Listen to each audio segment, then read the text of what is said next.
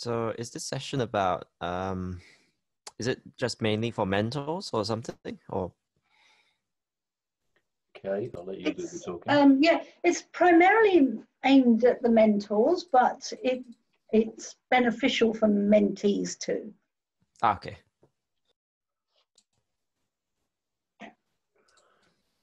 Well, according to me, it's midday, so shall we kick off? And just a very brief preamble from me, Neil Hamilton. I'm not really the host. I'm just pushing buttons on behalf of Kay, who's going to do most of the talking today. We've got a small group here, so it's not hard to keep an eye on what's going on. But if anyone's concerned about behavior and so on, if we do use breakout rooms, then do message me and we'll deal with it. Joining now. So I shall shut up and leave you in Kay's capable hands. Kay. Okay, I will share my screen. There we go.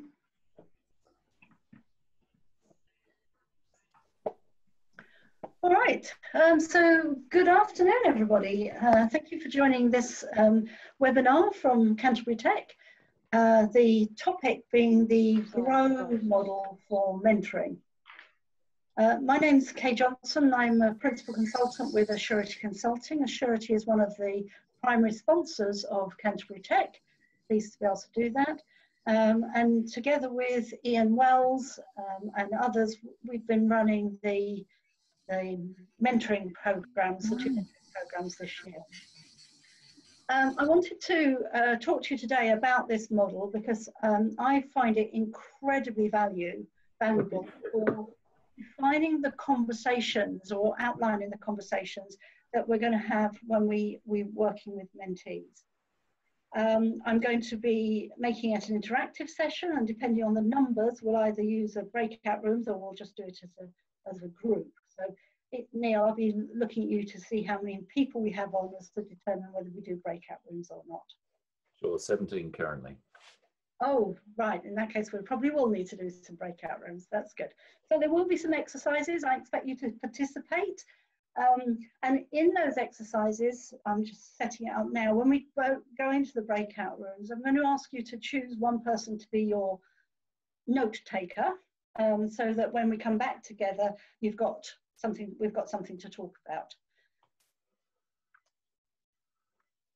Hopefully you can all see my screen, and I'm just moving on to the Agile Coaching Conversation arc. So this Agile Coaching Conversation arc comes from Lisa Adkins, the Agile Coaching Agile Teams, a book that she's written. And it's about that conversation. So it's during that 1 hour while the mentor and the mentee are working together to through that conversational, that mentoring relationship within a single session. And so we follow the arc. So at the beginning of the hour, or however long the session is, it's an opportunity for the mentor to listen and really understand from the mentee what they're trying to get out of the conversation that we're about to have. Really articulating the topic. And maybe the mentor is helping us to recall goals from previous conversations. So that's the first section. And then we move into really understanding the reality of the situation. We're then moving into what are some of the ideas that we might have in order to resolve some of the stuff that's going on for the mentee. And finally, we're moving into action and coming out of it. And so this is the conversation arc, and I'm going to reference it throughout this presentation. But in order to even understand some of those stages and what we're going to talk about, for a mentor, it's very much about asking questions. You're there to elicit information from the mentee, and very, very infrequently to actually provide solutions. Because for many of us, the solutions are within us. The mentees know what the answers are. It's up to the mentor to get those answers out of the mentee. And so our questions will be around exploration of the situation. It'll be around providing hypotheticals to the situation, but in a questioning way. It'll be questions that elicit alternatives. Questions that elicit, where can this fail? It's questions that elicit the outcomes that the mentee is looking for. And so these questions are really important. And as a mentor, we're going to be asking a lot of them. And a lot of this session today is about actually using those questions. So any questions from you guys before I move on? I've muted you all, by the way, but you should be able to unmute. Yeah, just a quick question. Is this for both mentors and mentees? So this is aimed at mentors, but Fine, the okay, mentees will also benefit from hearing this. Oh, okay, then I will stick around. Yeah. Because you've got to be able to answer some of these questions. And so if you know what some of the questions are that are coming up, it gives you an opportunity to prepare. Sure. So I'm sure you've all heard about the difference between open and closed questions, but I thought I'd just make sure that we're all on the same page. Our open questions are very, very powerful questions because they're not going to just be a yes or no answer. And if you're in a difficult situation and you're with a mentee that is in a difficult situation, asking questions that elicit just a one-word response can often shut down the conversation. So our open questions are used when you want more of a response, when you want to encourage discussion. And I remember what those open questions are by the 5 W's and an H. The why, where, what, when, who, and how.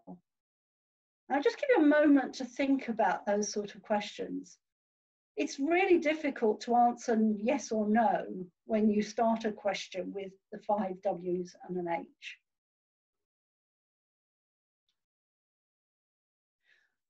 Our closed questions will give a typical one-word answer.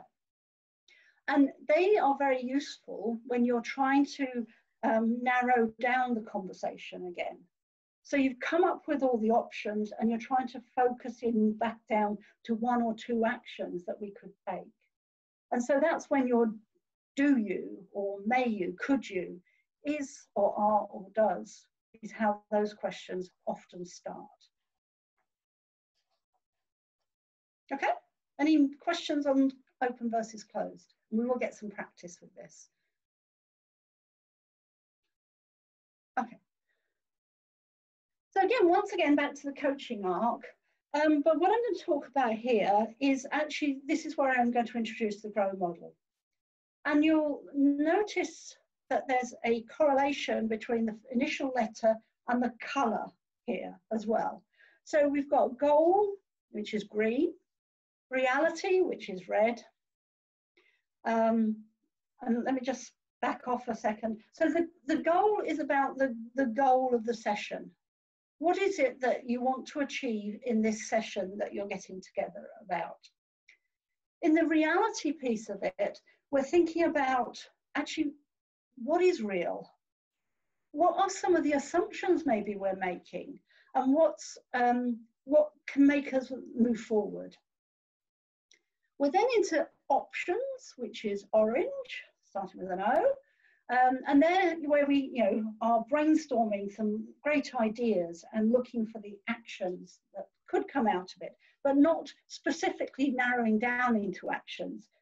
Those,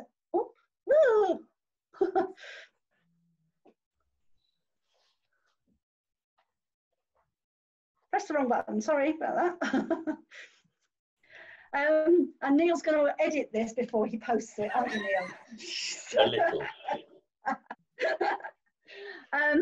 And then the W, which is actually white, but difficult to do on a white background, is what will we do? So that's really about the actions. So during the whole conversation, you're figuring out what you're going to do, you're making sure you understand it, you're looking at options for change, and then coming away from the session with some concrete actions. Oh, I've done it again.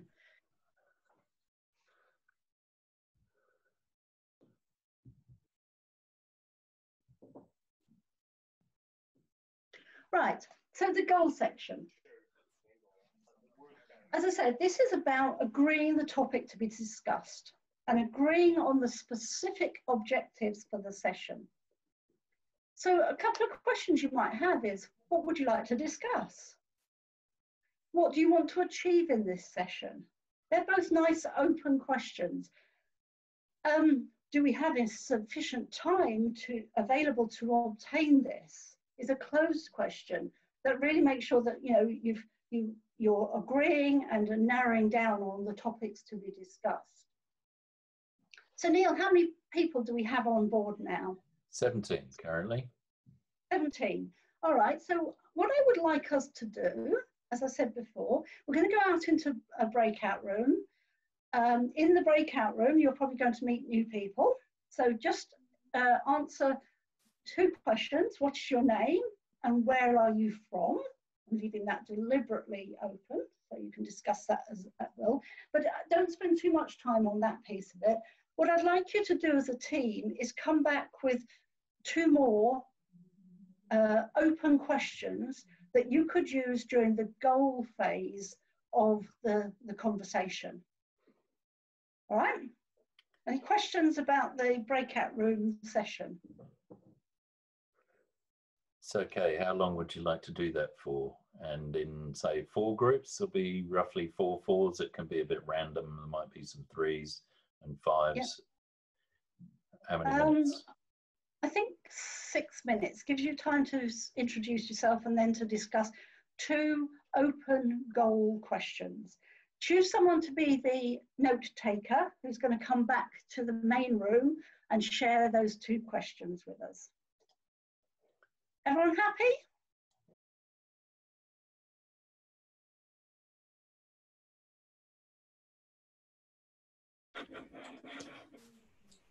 Hello, welcome back.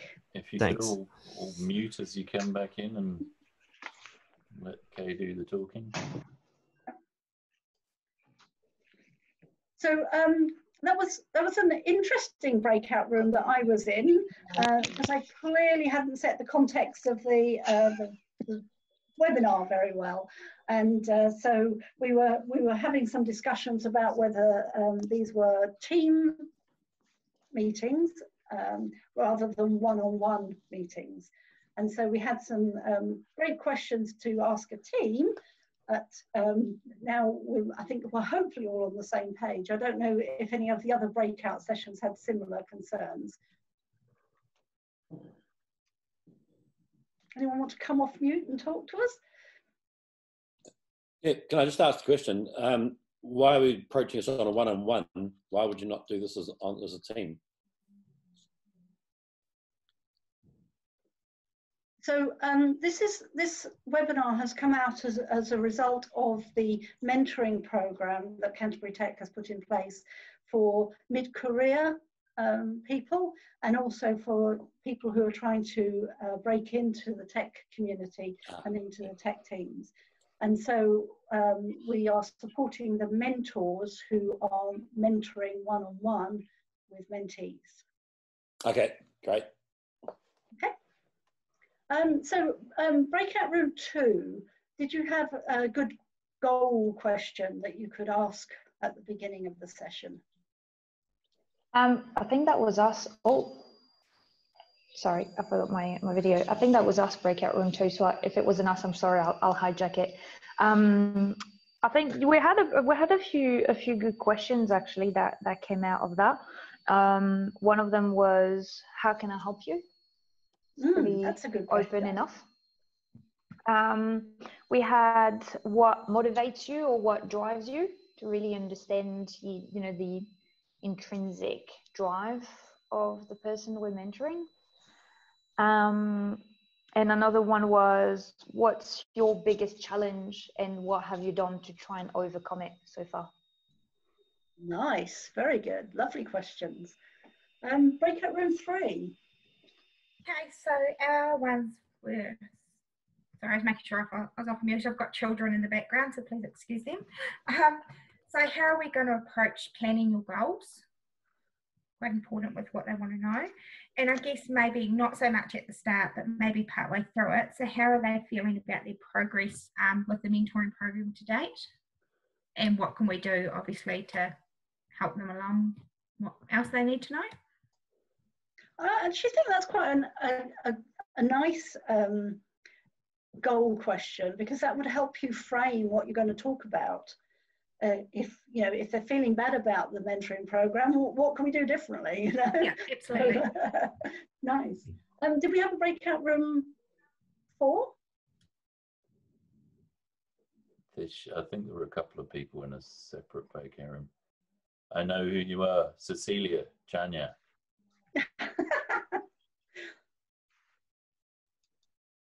No, nobody's talking. Yeah, Cecilia, did you want to come off mute and speak up?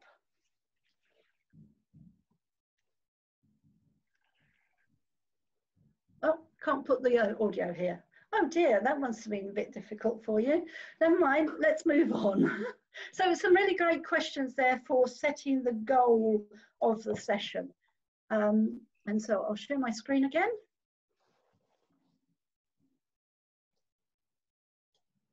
And again, hopefully you can see that. And so, yes, so in the coaching arc, the goal piece of it, really, you're asking those initial questions, and maybe the mentee's having to vent, maybe they've had a bad day, maybe they've had a bad week. So listening and then getting into articulating the topic from a mentor's perspective. So the red aspect is reality. And as I say, I just use the colours to help me remember where we're going with this. And so in the reality section, we're now asking our mentee to self-assess on the topic or the situation. So, what's really going on here? And there will be assumptions that these people are making. So-and-so is not being fair on me. So how is that manifesting itself? And it's up to you as a mentor to help them to sort of disregard any of those assumptions that are not relevant and try and keep the conversation real. So a couple of questions there. How do you know this is accurate? What are other relevant factors? And a really powerful question, how often does this occur? Because if it's only a one-off, it may not be a real issue. And that's what you're trying to get to the bottom of with your reality questions. So let's once again move into the breakout rooms and see if we can come up with some more reality questions in order to ground the conversation in what needs to be talked about. How many minutes, Kay? We'll do the same, I think. There'll be different groups.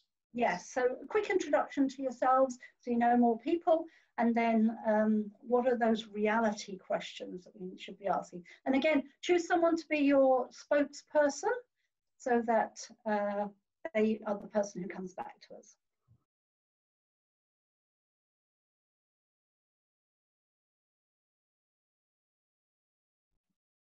Okay.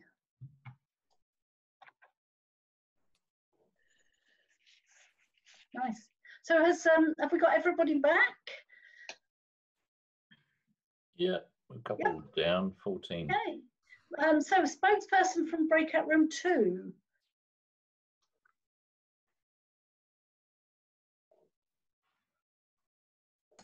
It's Chloe. Sorry, my apologies. So the couple of questions we had, it's kind of a reminding that things are contextual, obviously, but one of the questions was give us an example of something. Yeah, that's a good question. Tell me about something to validate, an experience or a feeling or something. And the last one was, why do you think that is, or this happened, or, and then just figuring it out that way. Yes, yeah, definitely, definitely. Thank you. Great feedback, Chloe. Breakout room 3.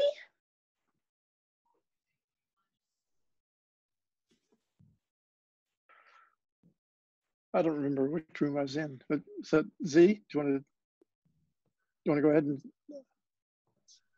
Yeah, so we're talking about something related to CV, which is what kind of CV is the most best way to show your skills of something to get an appropriate job.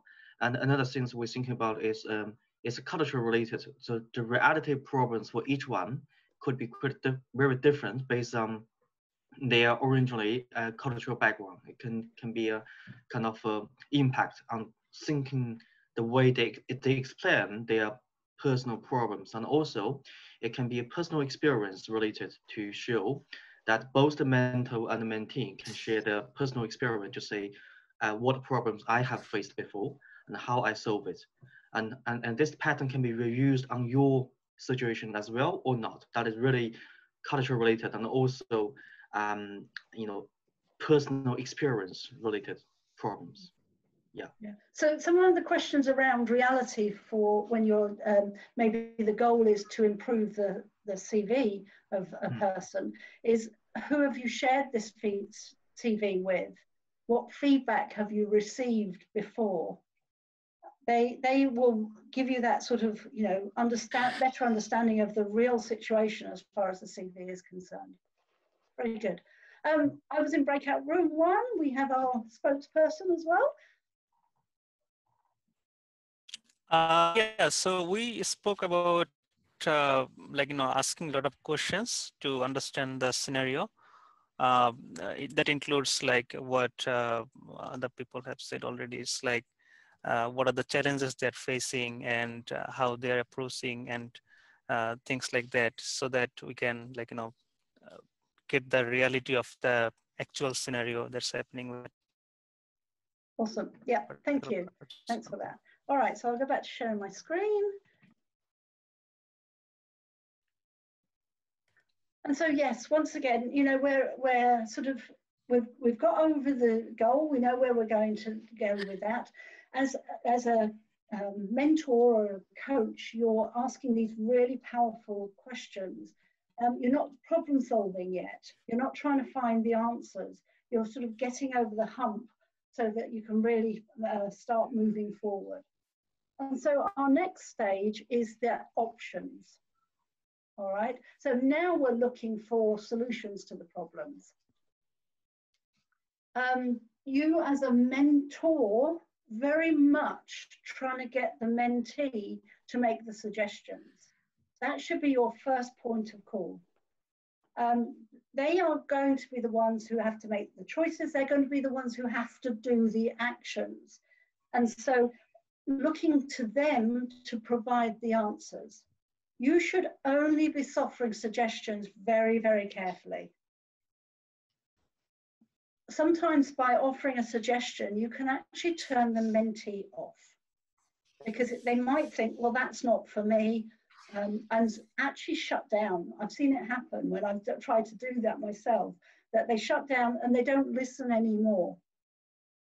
So your questions need to enable them to think and to actually come up with the answers themselves.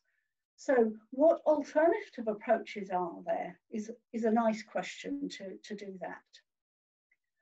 Who might be able to help you?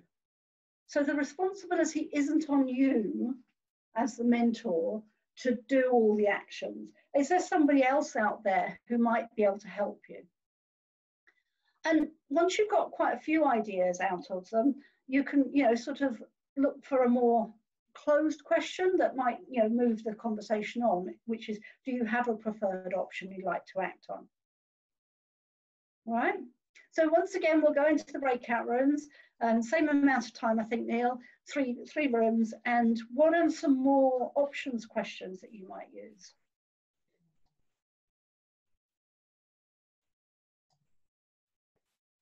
So you want to kick off? Yep.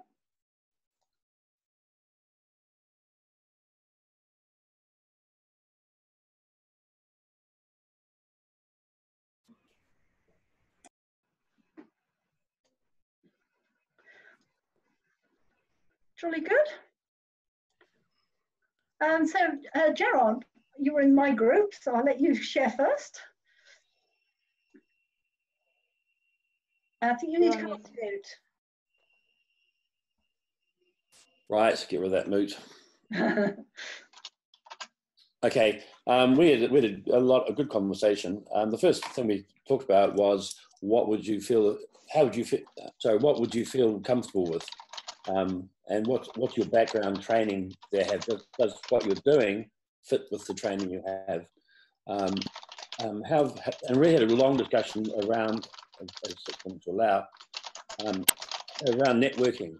We felt it was imperative in network, and how is the networking, what events they've been to, how they interacted during that networking session, have they met people, because we felt most opportunities arose from the networking itself. And what have you learned from the networking? Have you had any takeaways? Have you done any webinars? Have you done any led any of the networking events? And so is this moving you to where you want to go? Again, just circling back to the initial goal, what do they want from this? Is this moving you to where you want to go? And also, I'm trying to read my own writing. What would happen if this doesn't work? What's your plan B? So we covered quite a bit in that 6 minutes. Yeah. Great questions. Thank you, G.R.O.W. Breakout room 2. Is that the one with me in it? You can go, Clement, if you were a States person. Yeah, sorry, was I in breakout room 2? I kind of forgot exactly which one it was. You can talk to us, Clement, by all means. Okay, so whichever breakout room I was in. So the first question was, it's a kind of a broad question. Have you considered, say, modifying, broadening, or narrowing your approach to something else? This example of this, because it's a little bit broad, but it can be applied to anything, was when I was discussing with my mentor how broad should we cast our net for the jobs? Like how are we just applying for all jobs in IT, like any IT job, or how narrow are we going? So that's what kind of formed this question. So broadening, modifying, or narrowing the approach to something else. And the second question we discussed is what will we do to achieve the goal? So this is basically to steer the mentee in the right direction, pretty much taking the right pathway. So just so that we have something, the right path to aim for. So those were our 2 questions that we discussed in whatever breakout room I was in. Nice. Thank you. Yeah, some really great questions there too. And our 3rd breakout room? Yeah, so kind of some similar thoughts, really maybe worded a little bit differently, but so we're talking about sort of similar to what Clement just talked about prioritizing. How do you prioritize? What do you prioritize? You know, what are your preferences, sort of things. What do you prefer? And also, what research have you done? And make sure that people are actually knowledgeable in their area, in what, again, tying up with that narrowing or broadening of casting the net. Yes. So a good follow on from what research have you done is what have you learned? Mm-hmm. How can you apply that to what, the situation that we're in as well, are also good questions to broaden the options. Nice. All right, lovely. So I'll go back to sharing my screen.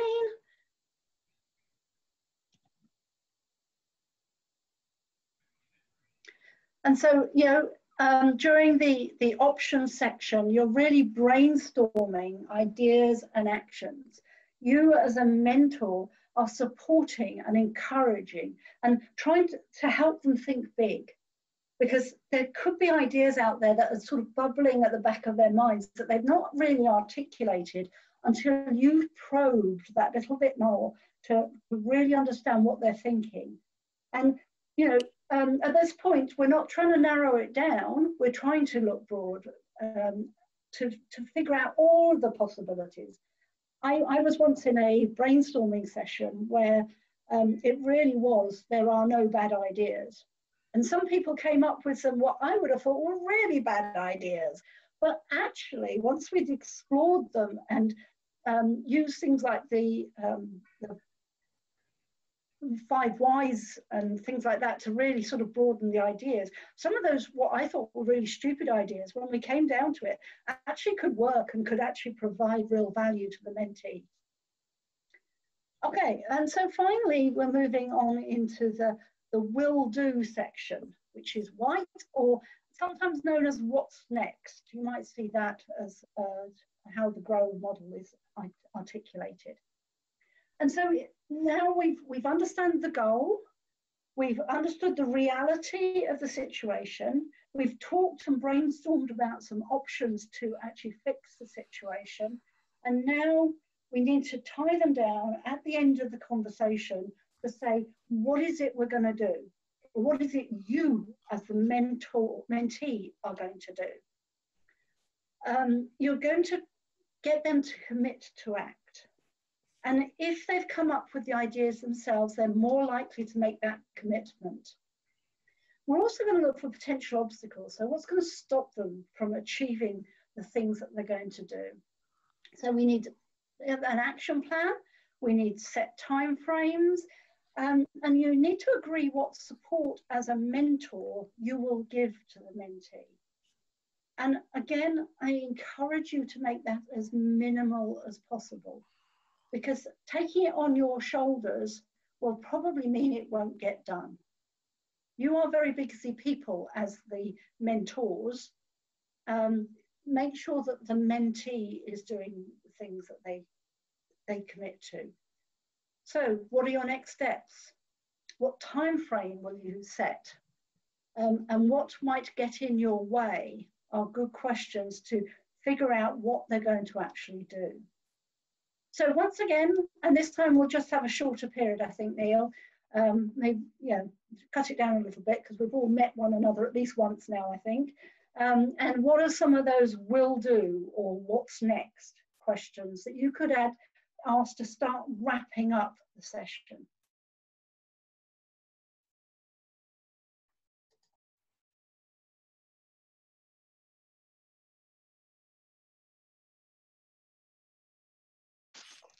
Nice. So Rachel was the spokesperson for room 1.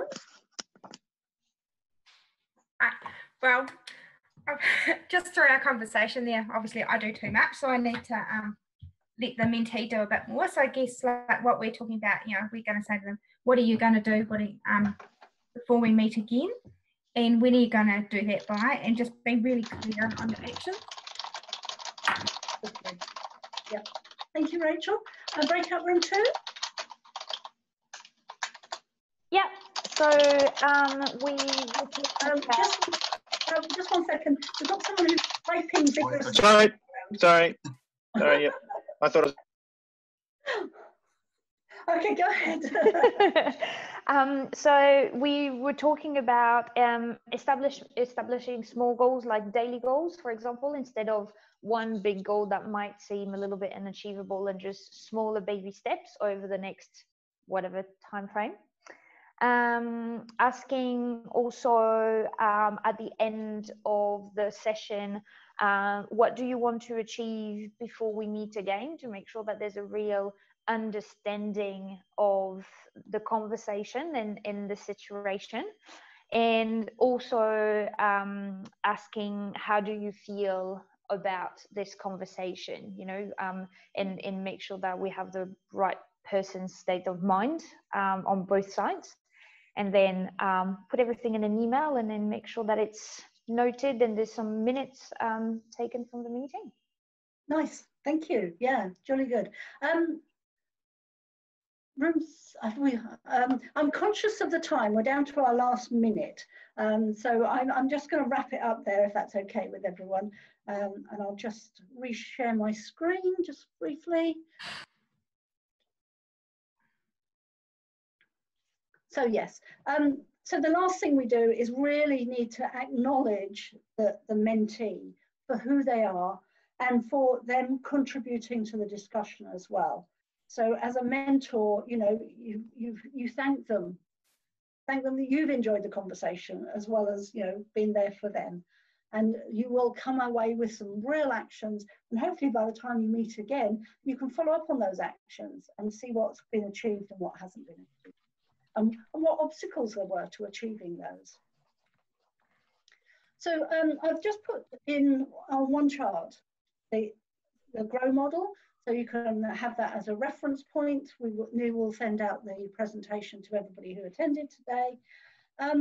This material came out of Assurity Consulting's Agile coaching course, where we actually have 18 questions for each of the colours of the G.R.O.W model, which I'm happy to share with you, but I need you to individually reach out to me and we can talk about those questions. I'm happy to share those afterwards. Assurity offers courses around all of this material, and so for the coaching and mentoring track of the IC Agile Certified Expert, there's initially fundamentals of Agile, which provides a foundation in the Agile practices. The Agile Facilitator course is awesome if you're facilitating meetings with larger groups of people. So any meeting or any Agile event that you're facilitating, that course will give you some awesome clues on how to do that. And as I say, this coaching mentoring material came out of our Agile coaching course, but it is a roadmap, and you do have to follow the roadmap to get to the Agile coaching course. A quick plug for Assurity just to finish up this session. Neil. Thank you, Kay. Look, I hope people found that useful. I will do a bit of an edit on this session and put it on YouTube. Above all, I'd encourage you, if you're a mentor and you find yourself doing 75% of the talking in your mentoring sessions, you're doing it wrong. Ask some open-ended questions and get your mentee talking. They should be doing the majority of the talking. We've all had problems that we've mulled over ourselves and gone to talk it through with someone, and somehow magically you come up with the answers yourself. That's the sort of thing that we're trying to achieve here. This is a simple model to follow to try and uncover what the goals are, to explore them so that you jointly understand them well, to generate some options as to what action you might take, and then agree on a course of action which the mentee is mainly going to take. So the mentor is a guide, not there to do the work. Just a question. So I'm definitely going to have some questions for Kay. Just looking at that last email we got with the details for this, how do we contact you directly, Kay? Kay Johnson at assurity.co.nz. Oh, pretty easy then. Yeah. Sweet, thanks. And actually, I put my email and telephone number on the front of the charts, which Neil will be sending out. Cool. So we should wrap it there. Any other questions? You have the generic email address for the mentoring program at Canterbury Tech. Use that, or approach Kay direct, and I'm sure she'll try and help if she can. Definitely. Thanks everyone for joining. The next one of these, you're going to have the dubious pleasure of listening to me a bit. I'm going to do my profile of the local tech sector and give some views on what constitutes our local tech sector, the different subsectors within it, where the employers are large, small, and look at the sector through various dimensions, if you like. So that's something I do informally quite frequently, and we'll do it in this sort of forum in 2 weeks' time, 2 weeks today, same time. But we'll email out some further details about that. Thank you all for joining. And thanks. Thank you. Bubble, thanks to Kay. Thanks to Kay.